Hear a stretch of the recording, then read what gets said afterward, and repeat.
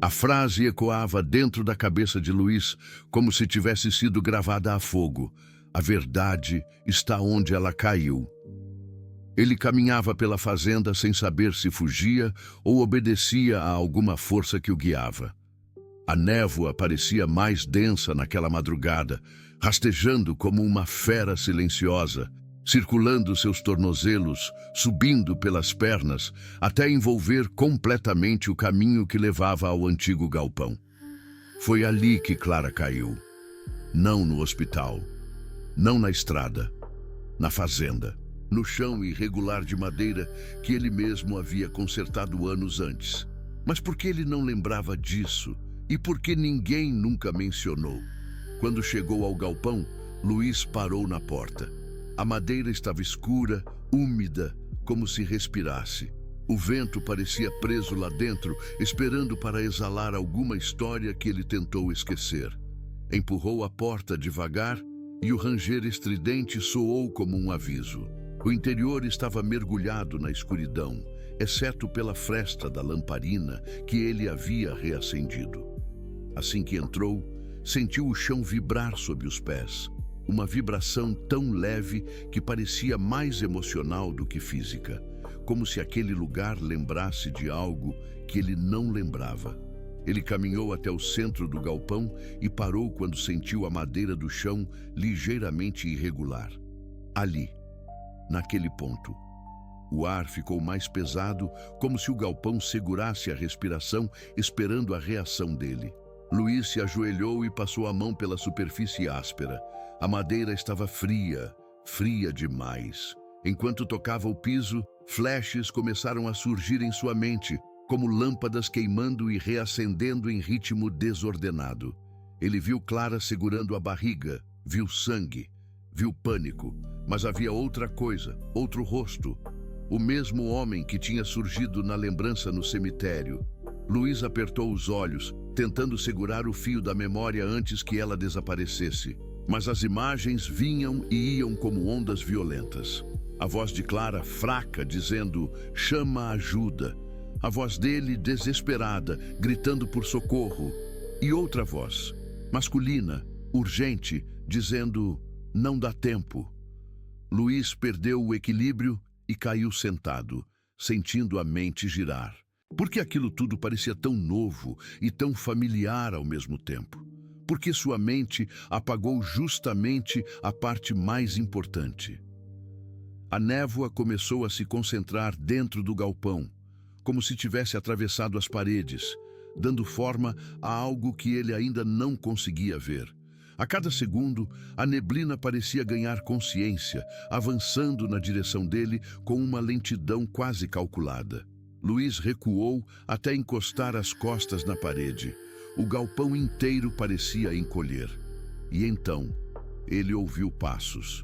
Não eram os dele, não eram da memória. Eram passos reais rondando o galpão, arrastados, pesados, como se alguém caminhava com o corpo torto. Luiz tentou gritar, mas a voz ficou presa. A neblina diante dele começou a se erguer, moldando uma silhueta, e então outra, e mais outra, até que 4 figuras ficaram de pé, todas paradas encarando-o.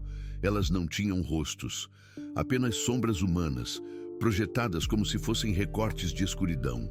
Mas a postura de uma delas, a segunda mais baixa, com o corpo levemente inclinado para a esquerda, era inconfundível. Luiz reconheceria aquele gesto em qualquer lugar. Clara, mesmo sem rosto, mesmo sem luz, mesmo sem vida, ele sabia que era ela.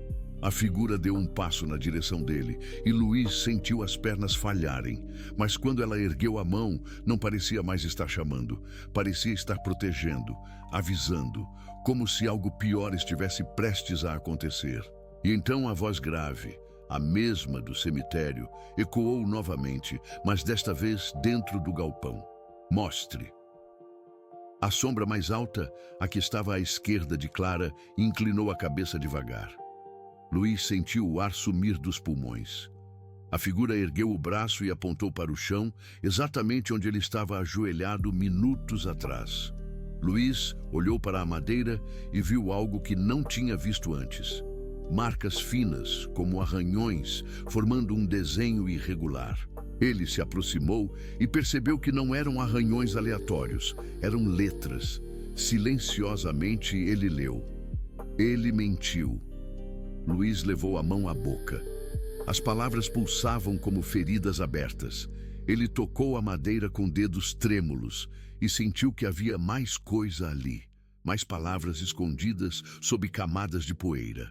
A névoa recuou apenas o suficiente para que ele visse melhor.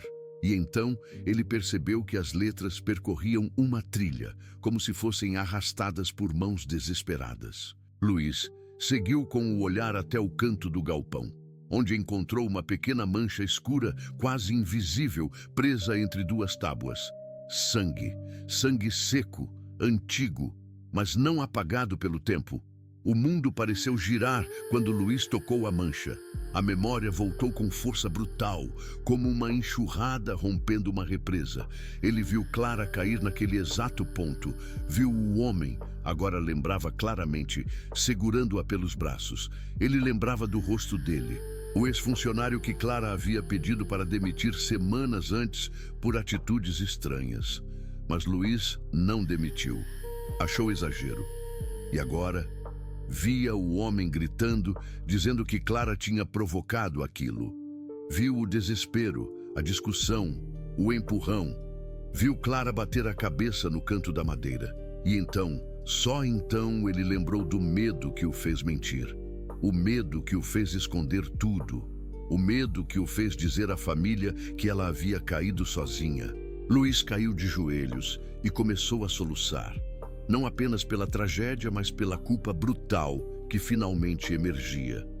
As sombras ao redor dele começaram a desaparecer, dissolvendo-se lentamente, como se o passado tivesse sido revelado e não precisasse mais se esconder. Mas Clara permaneceu. Mesmo sem rosto, mesmo sem voz, ele sentiu a presença dela mais forte do que nunca. A figura abaixou a cabeça, como se estivesse chorando com ele. E então, pela primeira vez em 2 anos, Luiz ouviu a voz de sua esposa com total clareza, doce e quebrada. "Agora você lembra."